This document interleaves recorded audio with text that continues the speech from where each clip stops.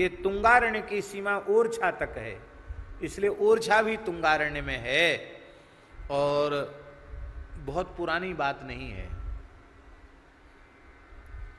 जब तक इस देश में रियासती जमाना था, स्टेट टाइम था, जब ये रियासतों का विलय नहीं हुआ था, अंग्रेजी शासन के समय की बात है, तो जब तक स्टेट युग था तब तक ओरछा राज्य के अंतर्गत ही चित्रकूट था।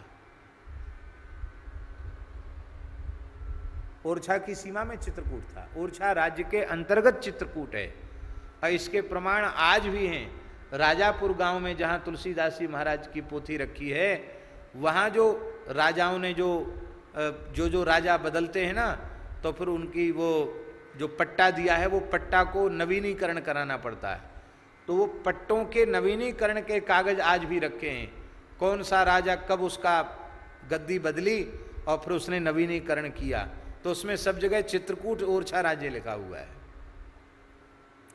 तो ये तुंगारण्य इसका प्रमाण भी आ गया कि तुंगारण्य, इसीलिए ओरछा में एक दोहा प्रसिद्ध है, तुंगारण्य प्रसिद्ध है,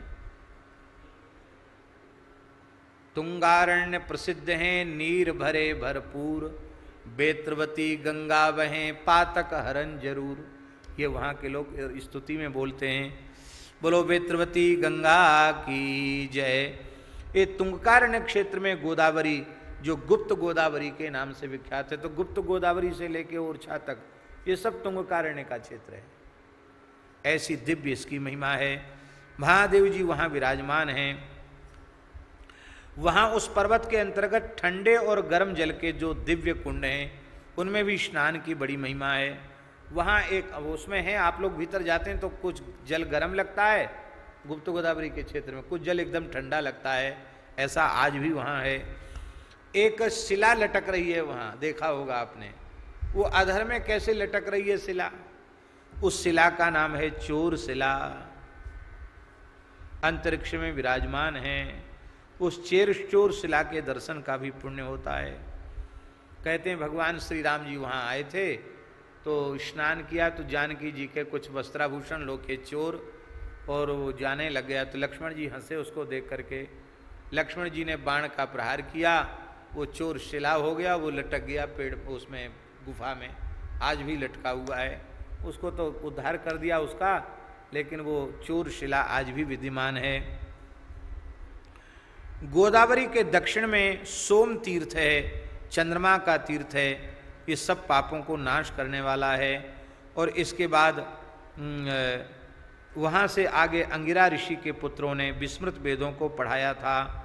और ये तीर्थ जो है, ये बेतवती के तट पर इस तीर्थ को तुंगकारण्य में माना गया है।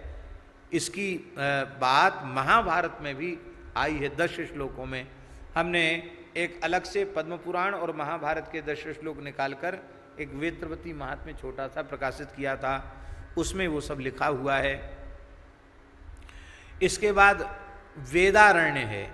ये वेदारण्य, ये ओरछा के जंगल को तुंगकारण्य के अंतर्गत वेदारण्य कहा गया, क्योंकि विस्मृत वेद ऋषियों को यहाँ पुनः प्राप्त हुए थे, इसलिए इसका नाम वेदारण्य है। इस प्रकार से राम सरोवर है और तमाम तीर्थों का इस तरह से स्मरण किया गया है। इसके बाद कालिंजर पर्वत का भी स्मरण है। चित्रकूट क्षेत्र में कालिंजर है, वहाँ भी स्नान करने से पुण्य प्राप्त होता है। बनिहारिक नामक गांव है, वहाँ भी तीर्थ है।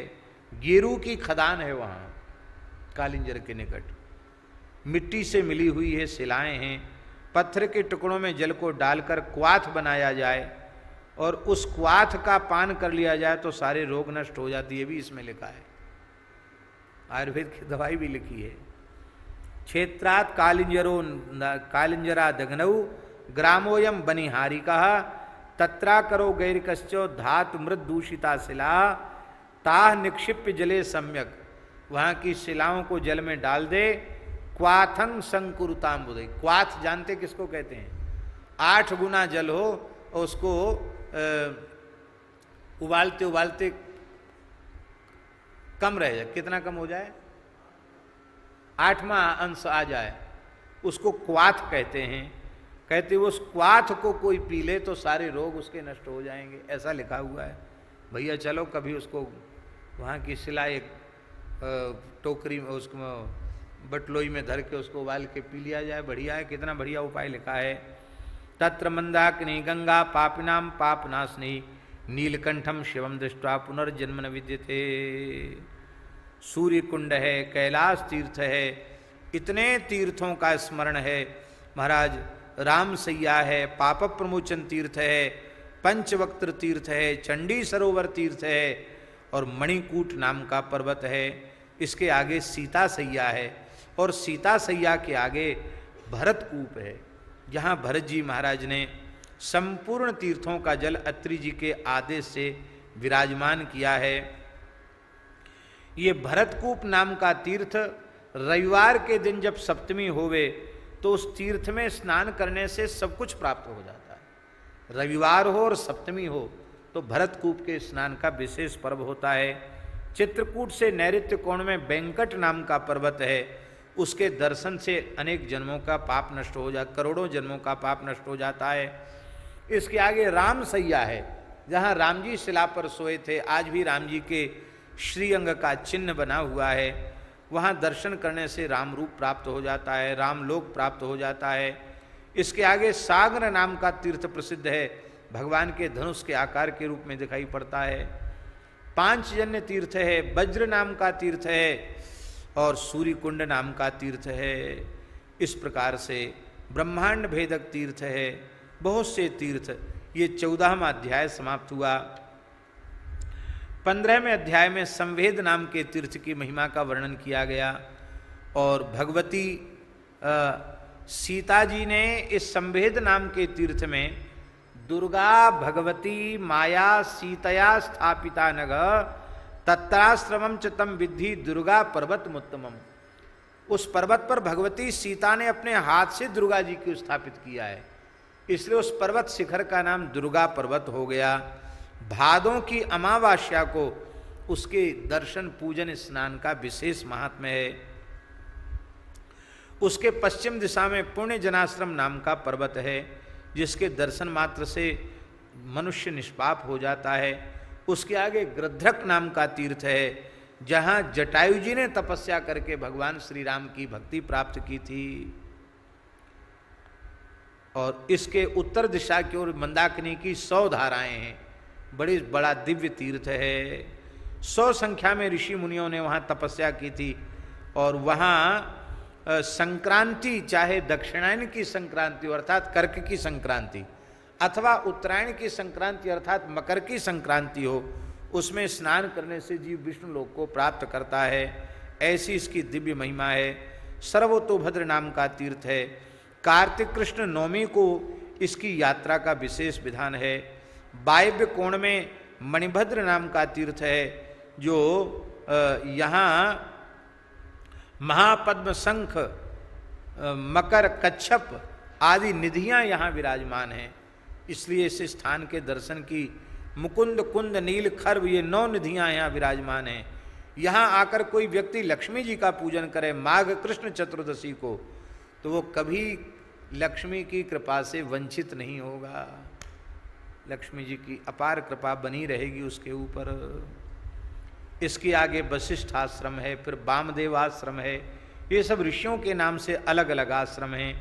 और चित्रकूट क्षेत्र में ही विघ्नराज कुंड है, जहाँ के अधिष्ठात्र देवता भगवान गणेश हैं। सारे विघ्न यहाँ आकर दूर हो जाते हैं। शरद पूर्णिमा को यहाँ का स्नान का विशेष महात्म्य है। औरव ऋषि का आश्रम है। भाद्र शुक्ल तृतीया के दिन यहाँ का पर्व है। और सुरभि नामक का स्थान भी चित्रकूट में है, जहाँ सुरभि गैया ने तप किया था। दक्षिण दिशा में बड़ा पवित्र स्थान है, यहाँ काम स्थान कहते। कामदेव ने भी यहाँ तपस्या किया। माघ शुक्ल बसंत पंचमी को यहाँ की यात्रा का विधान है। शीतला देवी भी चित्रकूट क्षेत्र में विराजमान है। चैत्र शुक्ल अष्टमी के दिन वहाँ दर्शन करने से महामारी से मुक्ति मिल जाती है। जीवन में कभी महामारी नहीं होती है, ऐसा लिखा है। सोमवार के दिन विशेष पूजा की महिमा यहाँ लिखी है। इसके बाद योगिनी देवी है, मंगलवार को इनकी पूजा मानी गई है। भार्गव तीर्थ है, भाद्र कृष्ण चतुर्दशी को यहाँ की यात्रा होती है। दालभ्य तीर्थ है, ये नैऋत्य कोण में स्थित है, सरस्वती नदी में सरस्वती जी यहाँ विराजमान हैं। सावित्री इस क्षेत्र में विराजमान हैं और उसके समीप में श्री सीताराम लक्ष्मण जी का पूजन, भगवान शिव पार्वती और गणेश जी का पूजन होता है। इस प्रकार से ये बड़ा सुंदर महात्म्य जल्दी जल्दी थोड़ी तीव्र गति से, क्योंकि ऐसा अवसर बार बार तो आता नहीं है, कम से कम इन तीर्थों को सुन भी लेंगे, इनकी सूची भी किसी को प्राप्त हो जाएगी तो सुनने वाले को भी उनके स्नान का पुण्य मिल जाता है, ऐसा इसमें लिखा हुआ है।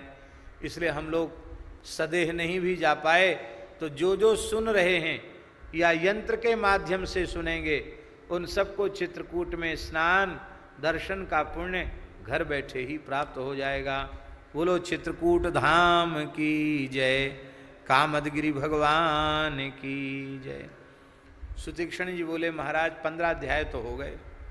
बोले महाराज अभी परिक्रमा का महात्मा आपने सुनाया गुरुजी, लेकिन अभी संतोष नहीं हुआ, थोड़ा चित्रकूट की परिक्रमा का, कामतानाथ जी की परिक्रमा का महात्म्य और सुना दीजिए। अगस्त्य जी महाराज बड़े प्रसन्न भये और उन्होंने कहा प्रदक्षिणाया महात्म्यम शृणु पुण्यम महामते साष्टांगस्यापि महात्म्यम कीर्तिमानम निबोध में। साष्टांग जानते हो ना, दंडोती परिक्रमा, दंडोती परिक्रमा की महिमा है। चित्रकूट में जाके दंडोती करो। ये कई संतों ने हमारे यहाँ दंडोती करी, दीनबंधु दास जी ने भी करी, गंगादास जी, रसराज और कौन कौन है, कई लोगों ने करी। वो करना ही चाहिए। दंडोती का महात्म्य लिखा हुआ है यहाँ। किसी गंधर्व का एक पुत्र था, उसका नाम था सुकंठ। जैसा नाम था वैसा ही था, सुकंठ ही था, बड़ा सुरीला कंठ था उसका। उसके जैसा मीठा स्वर और किसी का नहीं था। गाने बजाने में, संगीत विद्या में बड़ा कुशल था। भगवान शिव उसके गायन को सुनकर प्रसन्न हो गए और शंकर जी ने वरदान दिया कि तुम परम रूपवान और गाने बजाने में अत्यंत चतुर होगे, तुम्हारी समता तीनों लोकों में कोई नहीं कर सकेगा। ये वरदान शंकर जी ने दे दिया। गंधर्वों में तुम शिरोमणि हो जाओगे। अब वरदान तो मिल गया, तब इसको बड़ा भारी अहंकार बढ़ गया कि अब तो मैं ही मैं हूं। ये अहंकार ही जीव को नीचे गिरा देता है, पतन करा देता है। तो एक तो रूपवान, एक स्वर संपत्ति, रूप संपत्ति और फिर युवावस्था। अब तो क्या कहना, मदमत्त होता हुआ ये सुकंठ नाम का गंधर्व विचरने लग गया, अपने मनोहर गान से सबको मोहित करता। एक बार ये विंध्याचल पर्वत में चला गया, जहाँ श्री परशुराम जी के बाबा, परशुराम जी के पिता महर्षि जमदग्नि, जमदग्नि के पिता महर्षि ऋचिक, ऋचिक वहाँ तपस्या कर रहे थे। ये वहाँ चला गया, बीणा बजा बजा करके सुंदर गाने लग गया। उसके गायन को सुनकर के ऋचिक मुनि तपस्या करना भूल गए और काम के वशीभूत हो गए।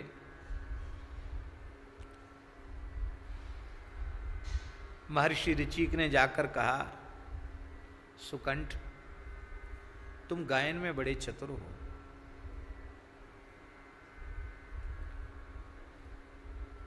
मैं तुम्हें सलाह दे रहा हूं, तुम यहां से चले जाओ, क्योंकि तुम्हारे गायन से काम ने मुझ तपस्वी को पीड़ित करना आरंभ कर दिया है।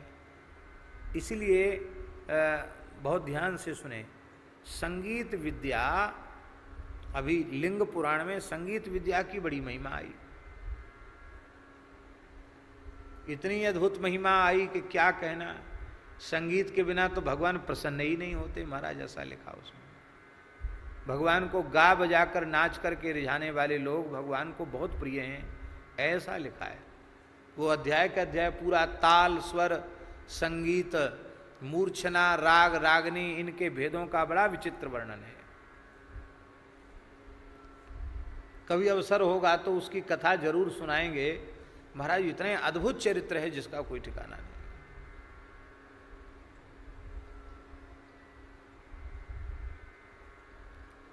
गाने वाला ब्राह्मण ही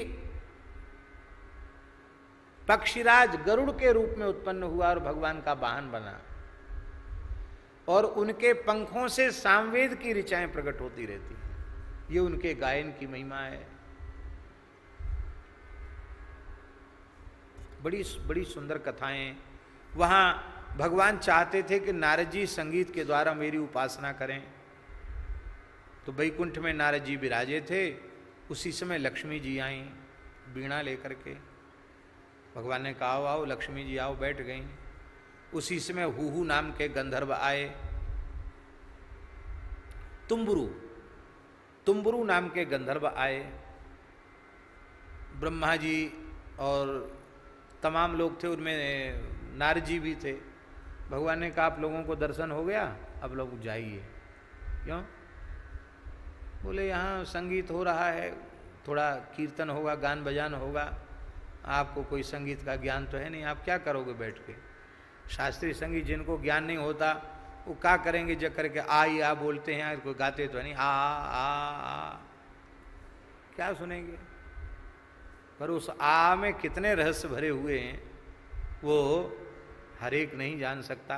कितना श्रम किया है शास्त्रीय संगीत में, उन लोगों को हम वंदन करते हैं। तो महाराज नारद जी को कहा तुम चले जाओ। ब्रह्मादि तो चले ही गए, नारद जी भी चले गए। बड़ा बुरा लगा नारद जी को।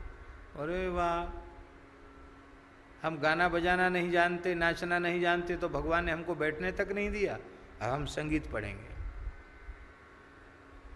तो नारद जी ने फिर कैसे कैसे गान बंधु नाम के एक उलूक से उन्होंने संगीत सीखा। फिर वहां से कहाँ गए, फिर कहाँ, उस गान बंधु से 1000 वर्ष तक नारद जी ने संगीत सीखा। और गान बंधु ने, शंकर जी ने कहा तुम गान बंधु के पास चले जाओ। उसने कहा हमको गुरुदक्षिणा। नारद जी बोले हम क्या गुरुदक्षिणा दें? मैं आपको जो मन हो सो दे दो, आप भगवान के भक्त हैं। बोले आप भगवान के वाहन बनोगे।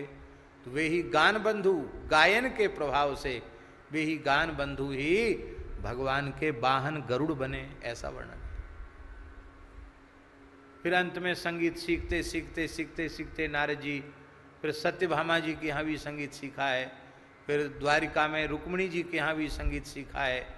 अंत में श्री कृष्ण भगवान ने उनको संगीत की शिक्षा दी है और कहा अब ब्रह्मांड में आपके जैसा संगीतज्ञ और कोई दूसरा नहीं है।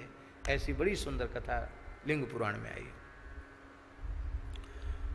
तो ये गायन में हम जो बात कहना चाहते थे वो ये है कि केवल भगवान के नाम का कीर्तन हो, पदों का गान हो, यहाँ तक तो ठीक है, किंतु केवल गायन विद्या हो और इस संगीत की विद्या का संबंध भगवान की भक्ति से न हो, भगवान की आराधना उपासना से न हो, लौकिक श्रृंगार के गीत गाए जाएं तो ये संगीत विद्या पतन का कारण बन जाती है, नीचे गिराने वाली सिद्ध हो जाती है। तो वो जो सुकंठ गा रहा था, कोई कीर्तन गाता तो महात्मा के मन में काम नहीं जगता, पर वो विषय के ही गीत गा रहा था। उन्होंने कहा देखो हमारे तपस्या में विघ्न हो रहा है, तुम यहाँ से चले जाओ।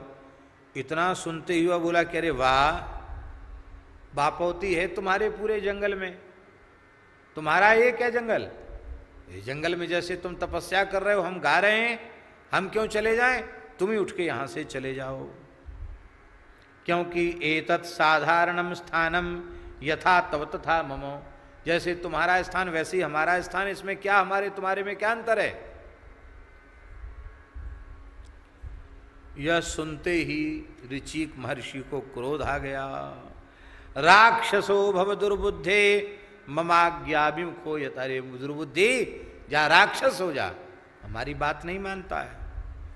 अब तो महाराज अधम राक्षस हो गया।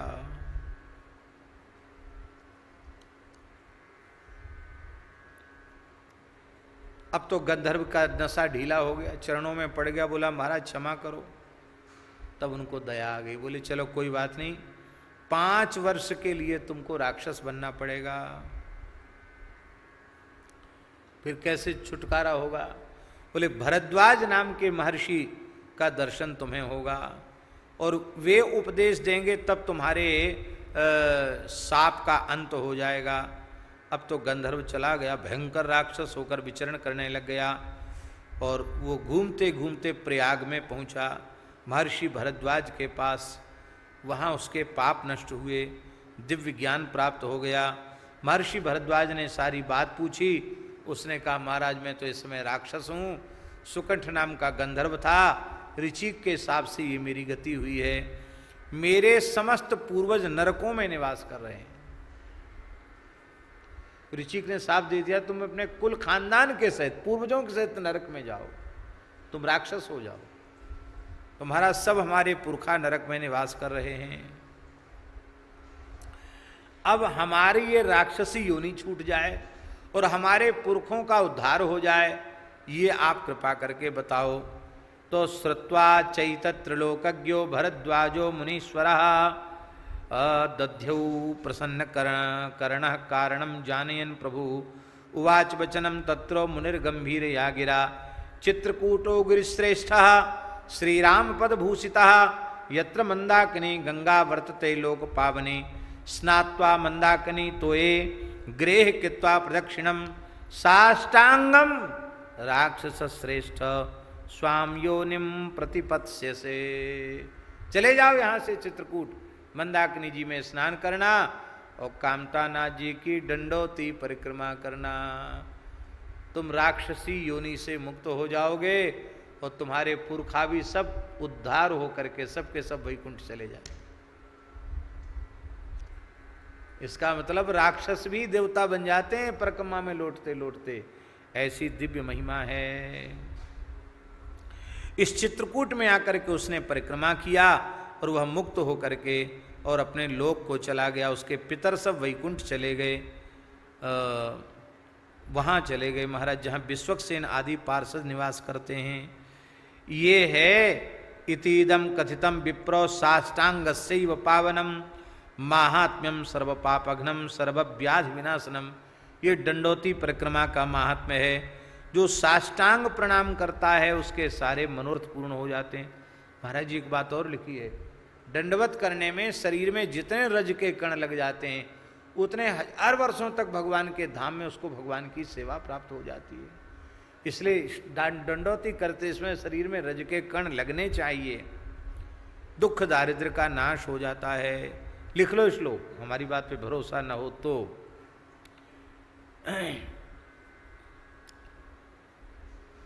लिखा है ये शाम शरीरे तिष्ठन्ति रजांसि द्विज सत्तमो तावदाब्दे सहस्राणी स्वर्गे लोके महीते। भगवान के नित्य धाम में उतने 1000 वर्षों तक वह जाकर पूजित होता है। यज्ञवेदी नाम का तीर्थ है, उसमें स्नान करना चाहिए। ब्रह्मा जी ने 108 कुंड बनाए थे जिनके दर्शन मात्र से पाप नष्ट हो जाते हैं। विजयादशमी को इसकी तीर्थ यात्रा है और कार्तिक पूर्णिमा तक यहाँ दीपदान करना चाहिए। बोलो भक्तवत्सल भगवान की जय। ये गोमंत नाम का शिखर है, च्यवन ऋषि का आश्रम है, सहियाचल नैऋत्य कोण में। सारे तीर्थ चित्रकूट क्षेत्र में विराजमान हैं।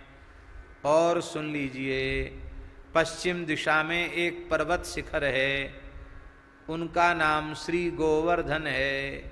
श्री गोवर्धन पर्वत भी एक रूप से चित्रकूट में विराजते भैया हैं, चित्रकूट में वहाँ विराजते हैं। उनका नाम गोवर्धन है। वशिष्ठ जी ने अपनी कुटिया वहाँ बनाई है, भजन करते हैं वशिष्ठ जी महाराज। बोलो श्री गोवर्धन महाराज की जय। भृगु जी का आश्रम, पुलस्त जी का आश्रम, ये सब इस प्रकार से वालखिल्यों का आश्रम, ये सारे तीर्थ एक साथ यहाँ विराजते हैं। इस प्रकार से कुछ तीर्थों को हम जल्दी जल्दी में केवल नाम ही ले पाए, किन्हीं को केवल मानसिक वंदन कर पाए। जो छूट गए हैं उन सबको हम प्रणाम करते हैं और अंत में फलश्रुति कह के विराम लेते हैं। एतत्ते कथितं विप्रो माहात्म्यं पापनाशनम अग्रे राम रहस्यंच गोपनीयम सदा बुधैः न प्रकाश्यम न प्रकाश्यम न प्रकाश्यम कदाचन प्रकाशे सिद्धि हानि स्यात् सर्वदा चैव गोपयेत्। कागभूषुंडी जी ने कहा ये बड़ा गुप्त रहस्य है, सबके सामने प्रकाशित नहीं करना चाहिए, पर भगवान की दया से प्रकाशित हो गया है। ये संपूर्ण पापों को नष्ट करने वाला है। यस्य श्रवण मात्रेणो ब्रह्म हत्यादि पातकाः विनाशम यान्ति विप्रेंदो हिन्येषाम चैव का कथा। ब्रह्म हत्या जैसे पाप नष्ट केवल चित्रकूट धाम के महात्म्य के श्रवण मात्र से हो जाते हैं। जो एकाग्र मन से चित्रकूट की यात्रा करते हैं उन्हें सब कुछ प्राप्त हो जाता है, सारे पाप उनके समाप्त हो जाते हैं। और क्या होता है चित्रकूट धाम की कृपा से? राम भक्तिम प्राप्नुवन्ति चित्रकूटेति नामतः कामदेति च नाम्ना वै सर्वान् कामान् वाप्नुयात्। चित्रकूट चित्रकूट चित्रकूट कहने से राम भक्ति मिल जाती है। और कामदानाथ कामदगिरि भगवान की जय। कामतानाथ जी का स्मरण करने से संपूर्ण कामनाओं की पूर्ति हो जाती है। ये महर्षि वाल्मीकि ने बृहद रामायण में चित्रकूट के महात्म्य का वर्णन 16 अध्यायों में किया है। इन 16 अध्यायों का संक्षिप्त स्मरण हमने किया है। माहात्म्यम एतत् कथितम पुरातनम वाल्मीकि गीतम सुतधान्यवर्धनम शृण्वन्ति गायन्ति गृणन्ति ये नरास्ते राम भक्तिम सततम लभन्ते। बोलो श्री चित्रकूट धाम की जय, श्री कामदगिरि भगवान की जय। इसके अंत में हमारे महाराज जी ने बड़ी सुंदर आरती लिखी है। आरती कामता नाथ की कीजिए, ये महाराज जी की रचना है। आरती कामता नाथ की कीजिए, राम की लही कृपा नाम रस पीजिए। गंगा मंदाकिनी पयसुनी बह रही, सरस संगम परस्पर सदा कर रही। पान मज्जन करत दोष दुख हर रही, धार धुनि सो मधुर शब्द यह कह रही। राम प्रद धाम में वास कर लीजिए, आरती कामता नाथ की कीजिए। नित्य सिय राम जहाँ रमि रहे प्रेम सो, रह रहे देव खग मृग कुशल क्षेम सो। भक्त हरि नाम जहाँ जपि रहे नेम सो, लोग जहाँ परिक्रमा कर रहे नेम सो। धूरि तह की सदा शीस धर लीजिए, आरती कामता नाथ की कीजिए। दिव्य द्रुम देव फल फूल के फवि रहे, बनि लता के भवन राम हित भुवि रहे। देवता ऋषि मुनि मग्न छवि लखी रहे, गाय के यश यही नित्य कवि कही रहे। काम प्रद गिरि चरण हित सुचित दीजिए, आरती कामता नाथ की कीजिए। कामता नाथ तब शरण जे जे गए, श्री चरण चिन्ह लखिते कृतार्थ भये। काल त्रय तापते बे अभय भय गए, लोक त्रय यश छय काम पूरन भय। हे चतुर चित्त अन्यत्र मत भीजिए, आरती कामता नाथ की कीजिए। हे दयामय शरण राखी अब लीजिए, करि कृपा भक्ति अपनी प्रभो दीजिए। रही शरण में जपो नाम सो कीजिए, भक्त भगवंत की भक्त भगवंत सेवा सदा दीजिए। आरती कामता नाथ की कीजिए, राम की लही शरण नाम रस पीजिए। बड़ी प्यारी चित्रकूट की आरती के साथ आज की कथा संपन्न होती है। कल हम लोग पद संख्या 24 अब चित चेत चित्रकूट ही चलो, ये चर्चा करेंगे। और इस चर्चा के साथ कुछ चित्रकूट चर्चिका और चंद्रिका के भाव भी स्मरण करेंगे, क्योंकि ऐसा अवसर पता नहीं फिर भगवान कभी देंगे कि नहीं देंगे, इसलिए इसका लाभ हम लोग ले लेते हैं। श्री राम जय राम, जय जय राम।